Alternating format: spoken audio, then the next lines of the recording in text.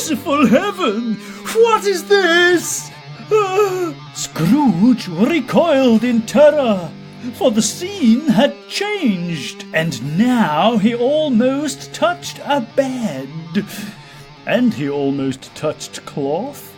A bare, uncurtained bed, on which, beneath a ragged sheet, there lay a something covered up, which, though it was dumb, announced itself in awful language. The room was very dark, too dark to be observed with any accuracy, though Scrooge glanced round it in obedience to a secret impulse, anxious to know what kind of room it was. A pale light, rising in the outer air, fell straight upon the bed, and on it, plundered and bereft, unwatched, unwept, uncared for, was the body of this man. Scrooge glanced towards the phantom. Its steady hand was pointed to the head. The cover was so carelessly adjusted that the slightest raising of it, the motion of a finger upon Scrooge's part, would have disclosed the face.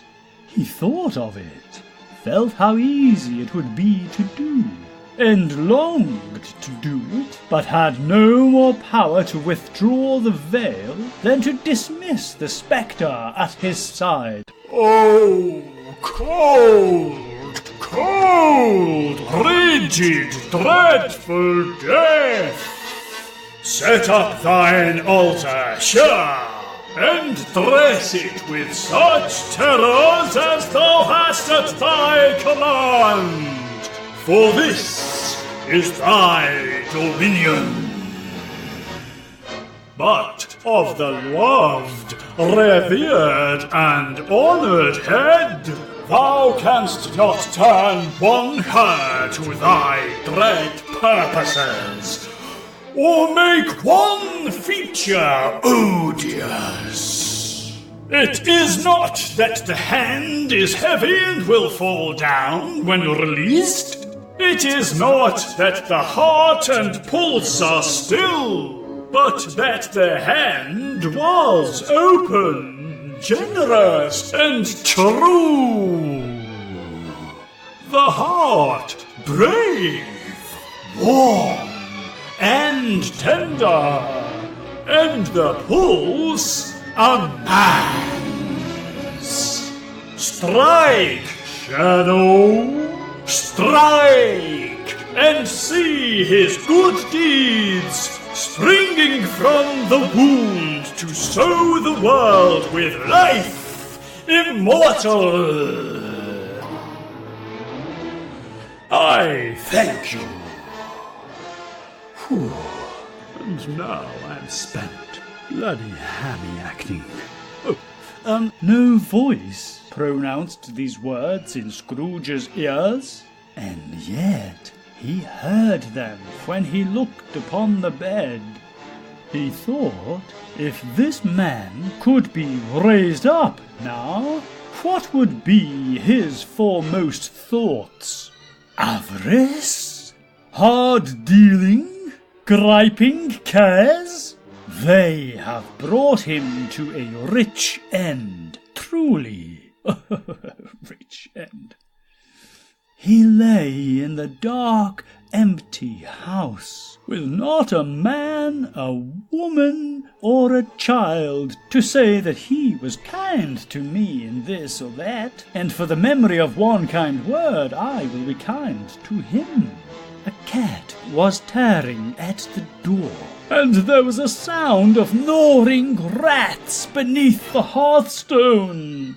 What they wanted in the room of death, and why they were so restless and disturbed, Scrooge did not dare to think. Spirit, this is a fearful place. In leaving it, I shall not leave its lesson. Trust me. Let us go. Still the ghost pointed with an unmoved finger to the head. I understand you, and I would do it if I could. But I have not the power, Spirit. I have not the power. The ghost conducted Scrooge through several streets until at last they arrived at a familiar tiny house. This tiny house is familiar. I've been here before. This is Cratchit's tiny house. The ghost took Scrooge into the tiny bedroom. There was Bob Cratchit sitting beside his tiny son's tiny bed. Bob was crying because the tiny boy was very sick.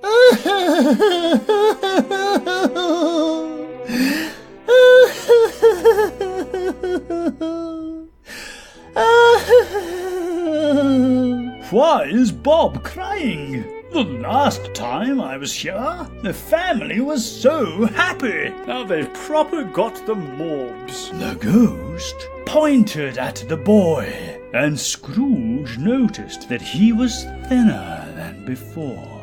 The boy, not the ghost. That would be bloody stupid, wouldn't it? He was thinner than before, and very pale. Mrs. Cratchit came into the bedroom. Darling! What are we going to do? Did you ask Mr. Scrooge for help? Yes. And he won't help us. But I hope his nephew will help us. I hope it's not too late. What shall we do without our son? Spirit, tell me, what's wrong with this little boy? Is he going to die? What can be done to help him? Please talk to me. The ghost did not answer. Then, give or take a second, everything turned dark, and Scrooge appeared in a cold, foggy place. What is this cold, foggy place? Where are we? Wait! This is a graveyard! A cemetery! The dead centre of town! Why did you bring me here? The ghost showed Scrooge a grave.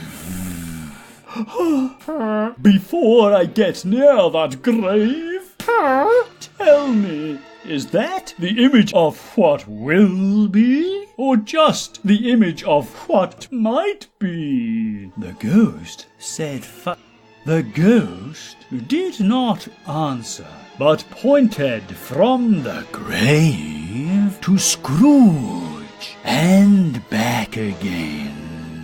Obviously, this is a grave concern.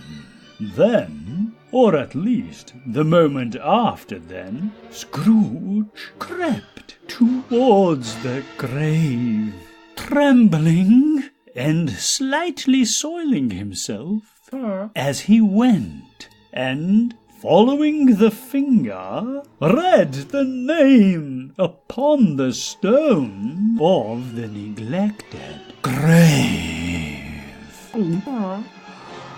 Ebenezer Scroggy? Ebenezer Scroggy? Oh, that's a relief. I thought I was a goner for a minute. Phew. Then, but not the same then that I just mentioned. This is a different then. The ghost gave Scrooge a little nudge, and pointed to the grave next to that one. Oh, what? Oh, Ebenezer. Did he say Squadron? Scrooge! Ebenezer Scrooge! No! No!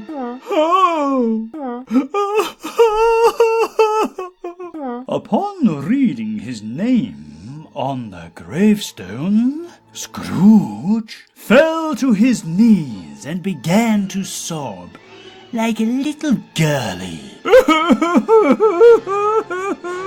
No, Spirit!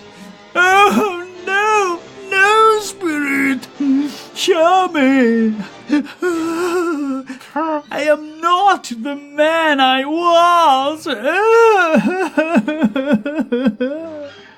I have changed! Maybe not my underpants, but I have changed! I'm not a mean, miserable, moody, mardy, malcontented, malevolent, moaning old money-lending, minge-bag miser of a man anymore! Oh, I will not be the man I have been but for this intercourse. But for this what? Intercourse. Interaction, communication. Anyway, I'm not supposed to be able to hear you. You're just the bloody narrator. Let me carry on and stop interrupting, will you, you fuck? Put me off my stride now. Anyway, oh, Ghost. Why show me all this if I am past all hope? Good Spirit.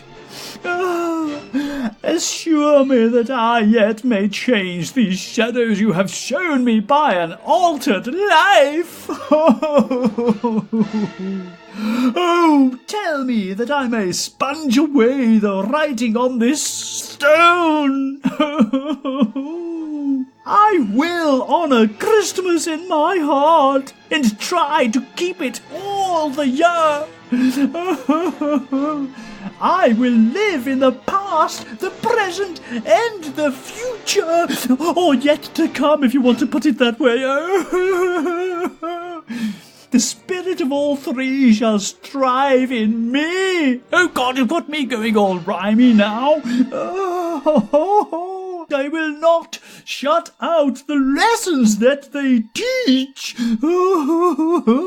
In his agony, his over-the-top agony, I may say, bloody overacting ham, Scrooge clutched the spirit's robe tightly and caught its spectral hand. I will be a good person. I will be kind to other people, even annoying urchins. I'll even pronounce Christmas without sounding the letter T if it helps. I will not forget the lessons that all of the ghosts have taught me.